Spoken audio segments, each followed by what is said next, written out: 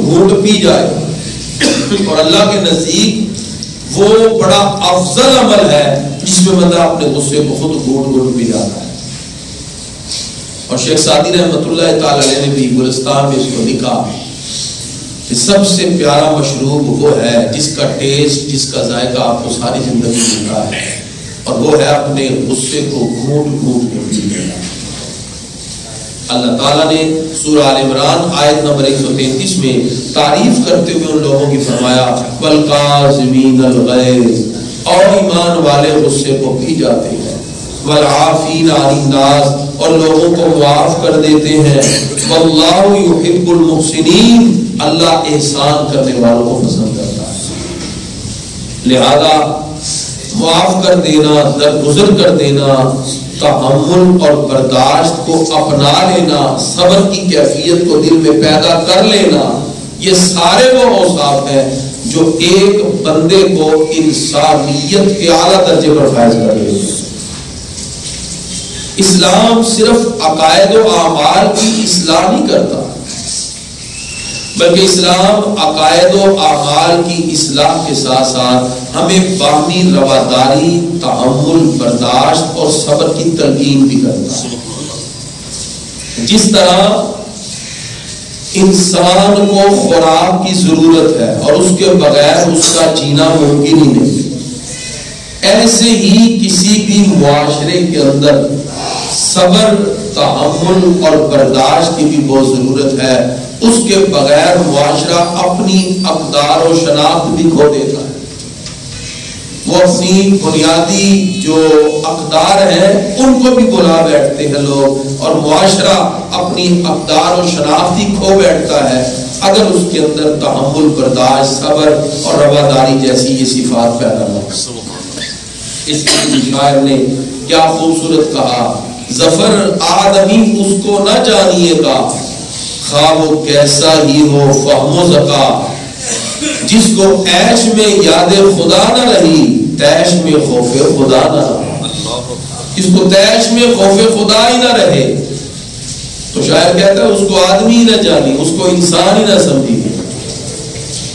نبی کریم صلی اللہ علیہ وسلم کی بارگاہ میں ایک شخص نے عرض کیا یا رسول اللہ صلی اللہ علیہ وسلم اوصنی، مجھے کوئی وصیت فرمائے۔ اکثر صحابہ آپ کا علیہ السلام کی بارگاہ میں ایسا سوال کرتے ہیں۔ نبی کریم صلی اللہ علیہ وسلم نے ان کے جواب میں بڑی خوبصورت بات کی، اور ایک جملے میں صحابی عرض کرتے ہیں پیارے آقا اوصنی، مجھے وصیت فرمائے۔ سرکار فرماتے لا تغضب، غصہ نہ کر، غصہ نہ کر۔ انہوں نے پھر عرض کیا پیارے آقا اوصنی، مجھے کوئی اور بھی وصیت کریں۔ حدیث کے الفاظ ہے فردد مرارا، انہوں نے پھر بار بار یہی کوشچن ریپیٹ کیا پیارے آقا مجھے وصیت کریں۔ سرکار نے پھر جواب میں کہا لا تغضب، غصہ نہ کر۔ وہ بار بار پوچھتا ہے، سرکار ہر سوال پر اس کو وصیت یہی کرتے ہیں لا تغضب، تو غصہ نہ کر۔ پتہ چلا غصہ ایسی بری عادت ہے جس کی وجہ سے انسان انسانیت کے درجے سے گر جاتا ہے۔ اب آئیے اگر ہم غصے کے پیرامیٹر متعین کریں، اگر ہم اس کو اس انداز میں دیکھیں کہ کون سا غصہ درست ہے کون سا نہیں، کیونکہ غصے کو ایک لحاظ سے ایک نارمل بیہیویئر بھی کہا جاتا ہے، لیکن یاد رکھیے جبلت و فطرت انسانی میں غصہ کا عنصر موجود ہے، لیکن یہ ایک شیطانی عمل ہے اور خون کی طرح رگوں میں دوڑ جاتا ہے۔ اس لیے فرمایا غصہ شیطان سے ہے اور شیطان آگ سے بنا ہے، گویا کہ انسان آگ بگولا ہو جاتا ہے۔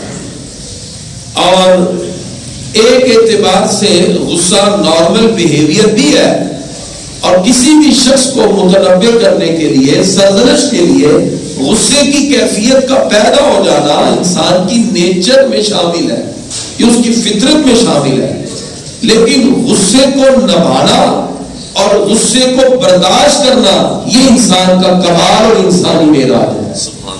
میں پھر اس جملے کو ریپیٹ کرتا ہوں کہ غصے کا آ جانا کوئی بری بات، یہ نارمل بیہیویئر میں سے ہے، کوئی افسر ہے، کوئی آفس میں بیٹھا ہے، وہ اپنے ماتحت کے کسی عمل پر غصے میں آتا ہے اور اس کو سرزنش کرتا ہے، تو اس کو متنبہ کرنا یا سرزنش کرنا یہ عمل ایک حد تک تو درست ہے، لیکن اگر یہ اپنی لیمٹس کو کراس کر جائے، اپنی حد کو توڑ کر غصہ نہ رہے، اختلاف رائے مخالفت بن جائے، تو پھر یہ غصہ ایسی ہیجانی کیفیت بن جاتا ہے جس کی وجہ سے انسان اس کی حدوں کو توڑ کر بہت آگے نکل جاتا ہے۔ اسلام نے اس لیے غصے سے منع کیا کہ غصے کو نبھانا اور برداشت کر لینا یہ بندہ انسان کی معراج بھی ہے اور فضیلت کی دلیل بھی ہے، اور معاملہ فہم ہونے کی دلیل بھی ہے کہ وہ بندہ بات کو سمجھتا ہے، معاملے کی حقانیت اور حقیقت اور ریئلٹی کو جانتا ہے۔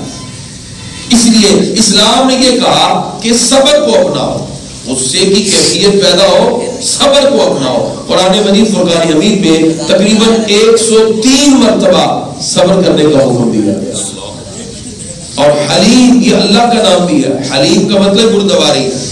اللہ تبارک و تعالیٰ نے تقریباً قرآن مجید میں 21 مرتبہ اس کو ذکر فرمایا۔ حلیم متبع کا مطلب انسان کی طبیعت میں بردباری آ جائے۔ بردبار جو شخص ہوتا ہے در حقیقت وہ صفات الہیہ کا پرتاؤ اور مظہر بن جاتا ہے۔ صوفیہ کرام فرماتے ہیں اللہ تعالیٰ بندے کو عطا فرما رہا ہے، بندے کو رزق دے رہا ہے، بندے کو مال دولت ہر چیز اللہ نے عطا کی، لیکن بندہ پھر بھی اس کی نافرمانی کرتا ہے، اس کی حکمرانی کرتا ہے، اللہ پھر بھی دے رہا ہے۔ فرمایا رب بندے کی نافرمانی پہ اس کا رزق روکتا نہیں۔ جب اللہ بردباری کر رہا ہے، بندے کو بھی چاہیے کہ اللہ کی صفات سے متصف ہو کے بردباری کا مدد بن جائے۔ اور یہ جو روایت میں آتا ہے تخلقوا باخلاق اللہ، اللہ کے اخلاق سے جڑ جاؤ۔ پروردگار نے قرآن مجید فرقان حمید میں ارشاد فرمایا صبغۃ اللہ ومن احسن من اللہ صبغہ، فرمایا اللہ کا رنگ اور رب کے رنگ سے بہتر اور کون سا رنگ ہو سکتا ہے؟ وہ اللہ کا رنگ کیا ہے؟ وہ صفات الہیہ ہے جس کا پرتاؤ اور مظہر جب ایک انسان بنتا ہے تو حلیمیت اور بردباری اس کی ذات میں جھلکنا شروع ہو جاتی ہے، اور جب وہ بردبار بن جاتا ہے پروردگار کی خصوصی رحمتیں اور انعامات اس کی طرف متوجہ ہو جاتی ہیں۔ حدیث کے مطابق غصے کے اندر افراد کے 3 طبقات ہیں۔ نبی کریم صلی اللہ تعالی وسلم کی حدیث ہے، آقا علیہ الصلوۃ والسلام فرماتے ہیں کوئی ایسا شخص ہے جس کو دیر سے غصہ آتا ہے اور جلدی چلا جاتا ہے، دیر سے غصہ آتا ہے اور جلدی چلا جاتا ہے۔ دوسرا نبی کریم صلی اللہ علیہ وسلم فرماتے ہیں دوسرے وہ افراد ہیں کہ کسی کو غصہ بھی جلد آتا ہے اور دور بھی جلد ہو جاتا ہے، اور تیسرا وہ شخص ہے جس کو غصہ جلد آتا ہے لیکن دور بڑی دیر سے ہوتا ہے۔ پر میں 3 طرح کے طبقات ہیں۔ آپ علیہ الصلوۃ والسلام فرماتے ہیں سب سے اچھا وہ شخص ہے جس کو غصہ دیر سے آئے اور جلدی دور ہو جائے، یعنی جو لوگوں کی طبع کو برداشت کرتا ہے، اس میں تحمل اور برداشت کا مادہ زیادہ ہے، اور جتنا وہ تحمل اور برداشت کی طرف جاتا ہے اس پر اللہ اس کو اجر بھی عطا فرماتا ہے، کیونکہ اللہ فرماتا ہے ان اللہ مع الصابرین، اللہ صبر کرنے والوں کے ساتھ ہوگا۔ پروردگار کی مدد اور تائید ہے۔ پھر سب سے اچھا وہ شخص ہے جس کو غصہ دیر سے آئے اور جلد دور ہو جائے، اور سب سے برا وہ ہے کہ جس کو غصہ جلد آ جائے اور جائے بڑی دیر سے، وہ غصے میں تل ملاتا رہے، اور غصے کی جو کیفیت ہے اس میں انسان حسد میں اور پھر ایسی برائیوں میں مبتلا ہوتا ہے جس کی وجہ سے وہ بڑے بڑے جرائم کا بھی ارتکاب کر لیتا ہے۔ ایسا شخص نبی کریم صلی اللہ علیہ وسلم نے اس کے بارے میں باقاعدہ طور پر مذمت کا ارشاد فرمایا۔ آقا علیہ السلام فرماتے ہیں غصہ ابن آدم کے دل میں ایک چنگاری ہے، دیکھتے نہیں اس کی آنکھیں لال اور اس کی رگیں پھول جاتی ہیں، اور میں یہ ایک چنگاری ہے اور ہے یہ شیطانی عمل۔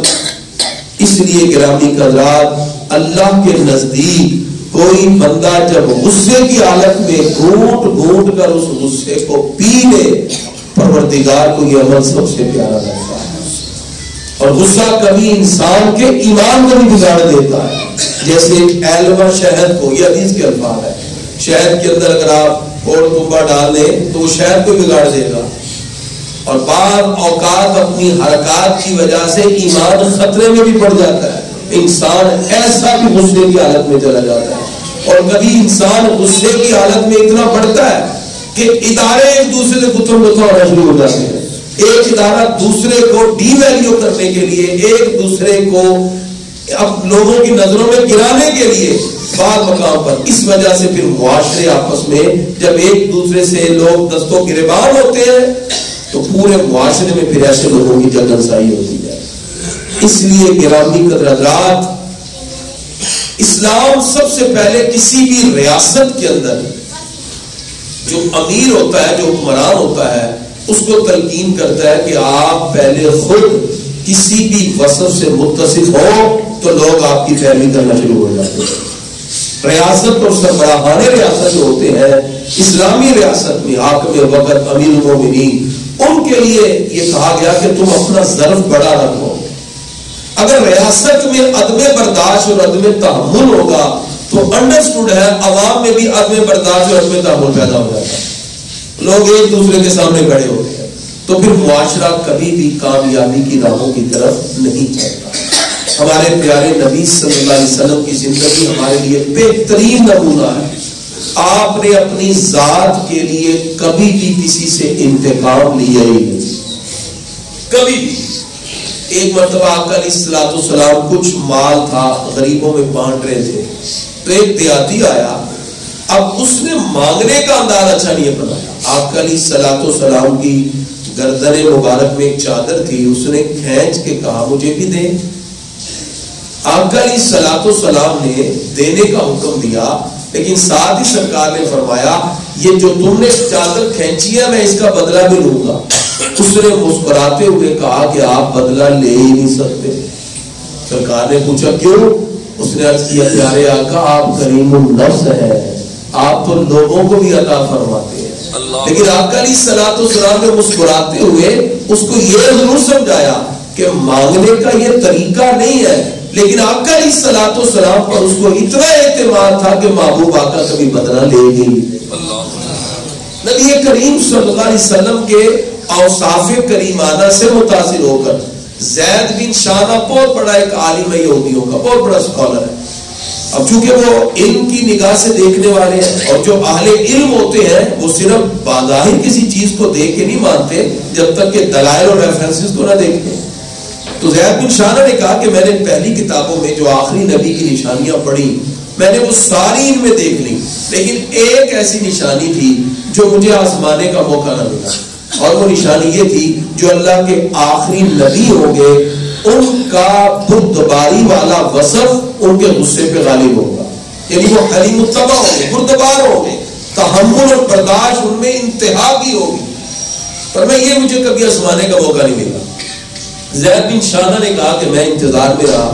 ایک دن ایک دیہاتی نے آ کے نبی کریم صلی اللہ علیہ وسلم سے سوال کیا کہ فلاں قبیلے والے بھوک سے مر رہے ہیں اور پیسے ان کے پاس نہیں ہے، اور انہوں نے اسلام بھی قبول کیا اور وہ ہمارے مسلمان بھائی ہیں، اگر آپ تھوڑا سا مال دے دیں بیت المال میں سے۔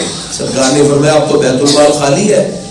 آپ کہتے مجھے موقع ملا۔ زید بن شانہ آگے بڑھے، عرض کرتے ہیں اگر آپ مجھ سے وعدہ کریں فلاں درخت کی اتنی کھجوروں کا میں ابھی آپ کو اتنا سونا دے سکتا ہوں۔ نبی کریم صلی اللہ علیہ وسلم فرماتے ہیں تم نے جو درخت کی قید لگائی نا فلاں درخت کی کھجوریں، یہ نہیں ہوگا، مطلقاً کھجوروں کے وزن پہ ہمارے ساتھ بات کرو، اتنا سونا ہمیں دے دو ادھار، جیسی کھجوروں کا موسم آئے گا ہم اتنی وزن کی کھجوریں اتار کر تمہیں دے دیں۔ کیونکہ یہ بھی شرعی مسئلہ ہے کہ جو پھل ابھی پیدا ہی نہیں ہوا بعض لوگ اس کی بھی خرید و فروخت کر دیتے ہیں، تو یہ شرعی طور پہ جائز نہیں ہے۔ اس نے کہا نہیں مجھے یہ بھی قبول ہے۔ وقت متعین ہو گیا کہ اتنے ماہ بعد کھجوریں آئیں گی تو یہ پیسے جو ہے نبی کریم صلی اللہ علیہ وسلم اس کو واپس کریں گے یہودیوں کے عالم زید بن شانہ۔ اب اس نے کہا یہ سارا کچھ کرنے کے بعد میں نے آزمانا تھا کیا یہ اللہ کے سچے نبی ہیں؟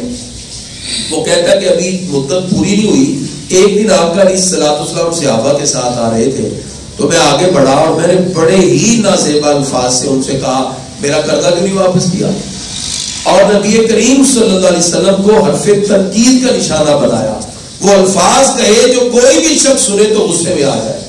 اور آقا علیہ الصلوۃ والسلام کے اباء و اجداد تک وہ تنقید کا نشانہ بنایا کہ آپ پیسے لے لیتے اب واپس کر دیں گے.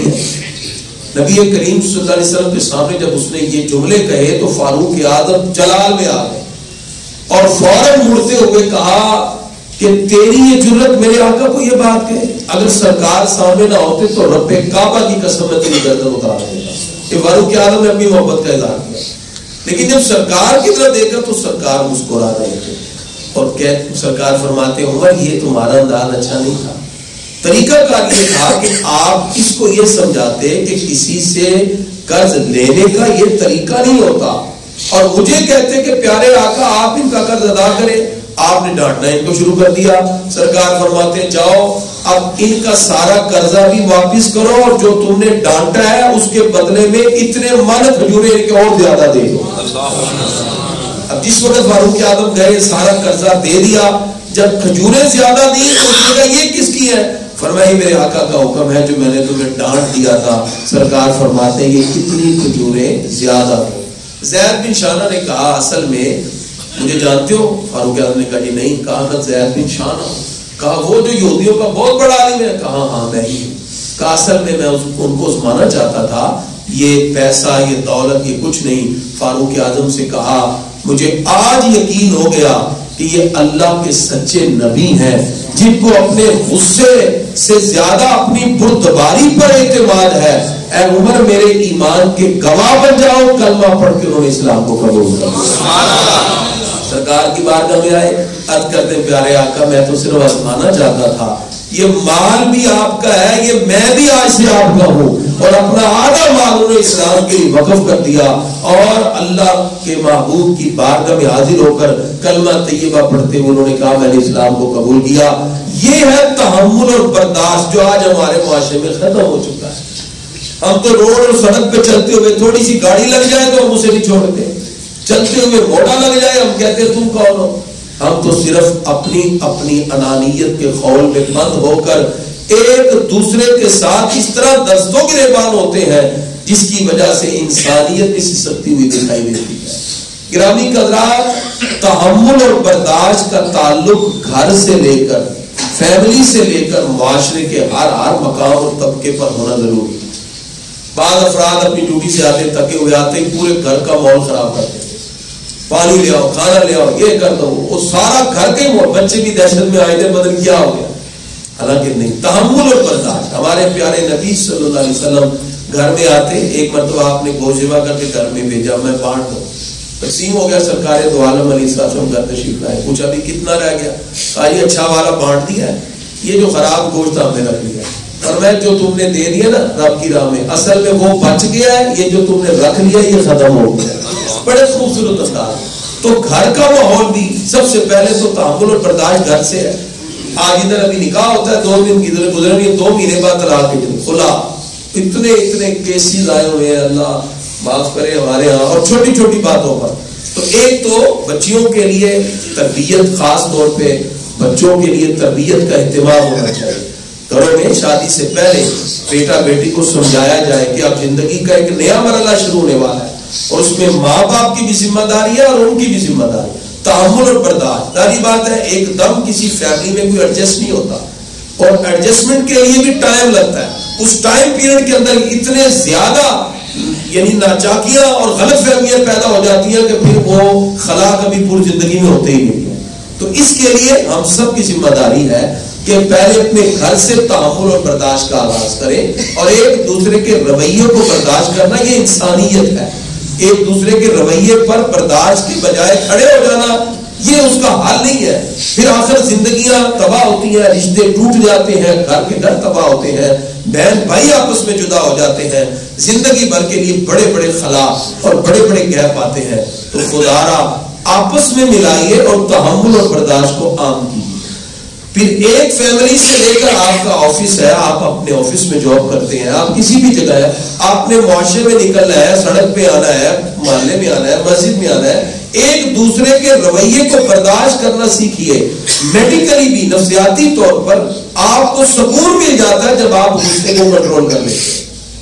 اس لیے کہ سائیکالوجیکل جب آپ غصے میں آتے ہیں نا تو ہارمونز غصے کی حالت میں نکلتے ہیں, وہ آپ کے دماغ اور دل کو تیزی سے چلاتے ہیں, بلڈ پریشر ہائی ہو جاتا ہے, ہارٹ اٹیک بھی ہو سکتا ہے, برین ہیمریج بھی ہوتا ہے, بہت سی برائیاں جنم لیتی ہیں. اور انسان اگر تحمل اور برداشت سے چلتا رہے تو معاشرہ خوبصورت ہو جاتا ہے. غصہ آ جانا فطرتی عمل ہے, لیکن غصے کو نبھانا اور غصے اور برداشت میں ایکویلٹی قائم کرنا یہ سب سے بڑا امتیاز ہے جو ہمیں آقا دو جہاں صلی اللہ تعالی وسلم کی خوبصورت زندگی سے ملتا ہے. گرامی قدر, جس وقت ہم عدم برداشت اور عدم تحمل کی طرف جاتے ہیں تو پھر غصہ جنم لیتا ہے. ایسی صورتحال میں ایک بندہ دکاندار ہے, اس کے پاس کوئی ایسا گاہک ہے جو فضول سوال کرے, یہ بات کیوں ہے جی, یہ اتنے کی کیوں ہے جی, کیا. اب ہمیں وہ رویہ بھی برداشت کرنا ہے. ظاہری بات ہے معاشرے میں رہنا ہے اور معاشرے میں پھرتے ہوئے یہ چیزوں کو تو ہم نے دیکھنا ہے. اب اس صورت میں بھی اس کو برداشت کر کے اس کے ساتھ اچھا بیہیویئر رکھیں گے تو ایک دو مرتبہ کے بعد وہ سمجھے گا کہ مسٹیک میری طرف سے ہے, اور وہ آپ کے حسن سلوک سے متاثر ہو کر یقیناً آپ کا گرویدہ بھی ہوگا اور اللہ آپ کی رزق میں اضافہ بھی بڑھوا دے گا. یعنی آپ کسی بھی اعتبار سے دیکھیں تحمل اور برداشت جو ہے. اب حضرت عمر فاروق رضی اللہ عنہ منبر پہ ہے, یہ ہے ریاست کی ذمہ داری, یہ ہے حکمران کی ذمہ داری کہ ان کو غصہ بھی نہیں آنا چاہیے. عوام اگر آواز اٹھاتی ہے ان کے خلاف کسی بات پر احتجاج کرتی ہے, پروٹیسٹ ہے, تو حکومت کو اپنا بڑا ظرف رکھنا چاہیے. حضرت عمر فاروق رضی اللہ عنہ منبر پہ ہے اور آپ نے کہا کہ میں حق مہر کے پیسے مقرر کرنے لگا. ایک خاتون مجمع میں کھڑی ہوگی, اس نے کہا آپ کیسے مقرر کریں گے, جس کو رب نے مقرر نہیں کیا. اللہ فرماتا ہے وَآتُوا النِّسَاءَ صَدُقَاتِهِنَّ نِحْلَةً, عورت کو خوشی خوشی حق مہر دو. جس کو رب نے ہمارے لیے مقرر نہیں کیا فاروق اعظم آپ کیسے مقرر کر سکتے ہیں. بڑے مجمع میں یہ خاتون نے کہا تو آپ نے اس کو اپنی انسلٹ نہیں سمجھا, برداشت کیا اور کہا اس خاتون نے جو کہا وہ بالکل حق کہا. یہ ہوتا ہے طریقہ. انسان بجائے کہ غصے میں آ جائے. مدائن کے گورنر تھے حضرت سلمان فارسی رضی اللہ عنہ, بڑا پیارا واقعہ. اب حضرت سلمان فارسی رضی اللہ عنہ چونکہ فارسی نسل تھے, سادہ طبیعت تھی, لیکن زہد و تقوی پرہیزگاری میں اللہ نے بڑا اونچا مقام دیا. سادہ سے کپڑے پہن کے آپ ایک دن بازار کا وزٹ کر رہے, بازار میں جا رہے, گورنر تھے, تو اچانک ایک بندے نے سودا خریدا تو اس نے نظر دوڑائی کوئی پارٹی کوئی سامان اٹھانے والا مل جائے, تو نظر نہیں آیا. اس نے سمجھا شاید یہ پارٹی نے آواز دی ادھر آؤ, تو چلے گئے جی کھاؤ سامان اور فلان جگہ پہنچاؤ. آپ نے غصہ نہیں کیا, آپ نے اس کا سامان سر پہ اٹھایا اور چل پڑے. حضرت سلمان فارسی رضی اللہ عنہ مدائن کے گورنر ہیں, چل پڑے. اب جہاں جہاں سے گزر رہے ہیں لوگ سلام کریں, السلام علیکم یا امیر المومنین, السلام. جب ان کو لوگ سلام کرنے لگے تو اس نے کہا, لوگوں سے پوچھا یہ کون ہے, کہا یہ سامان اٹھا کے چلنے والے مدائن کے گورنر سلمان فارسی رضی اللہ عنہ. تو سلمان فارسی. اچھا اب اس کو بڑا ہوا, سادی طبیعت کا تھا, اس کو بڑا احساس یہ میں نے گورنر کو کہہ دیا. اچھا جب وہ پریشان ہوا تو آپ نے کہا گھبرانے کی ضرورت نہیں, اب جو سامان تو نے اٹھوایا ہے سلمان اس کو تیرے گھر تک چھوڑ کر ہی آئے.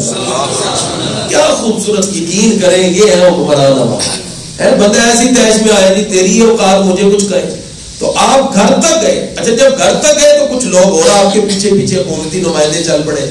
جب آپ نے اس کے گھر جا کے سامان اتارا تو آپ نے سب لوگوں سے کہا کوئی اس کو ملامت نہ کرے, اس لیے کہ اس نے جو مجھے سمجھا, خدا کی قسم ہماری عزت اتنی ہوئی ہے. یہ مقام سادہ کپڑے پہن گیا. تو حضرت سلمان فارسی رضی یہ پھر لوگوں کے لیے رول ماڈل بنے. تو اس لیے ظرف اتنا وسیع رکھنا چاہیے کہ تحمل و برداشت میں ایک دوسرے کے ساتھ بھی ایک اچھا سلوک. حضرت موسیٰ علیہ السلام نے رب سے پوچھا یا اللہ تیرے بندوں میں بہترین اور پیارا بندہ کون سا ہے. اللہ فرماتا ہے جو باوجود انتقام کی قدرت رکھتے ہوئے کسی کو معاف کر دیتا, اللہ فرماتا ہے وہ سب سے پیارا بندہ ہے. سبحان اللہ. ہمارے پیارے نبی صلی اللہ علیہ وسلم کی سیرت طیبہ ہے کہ آپ نے ہندا کو بھی معاف کر دیا. فتح مکہ کے بعد ہندا ہی فرمایا تجھے معاف کر دیا.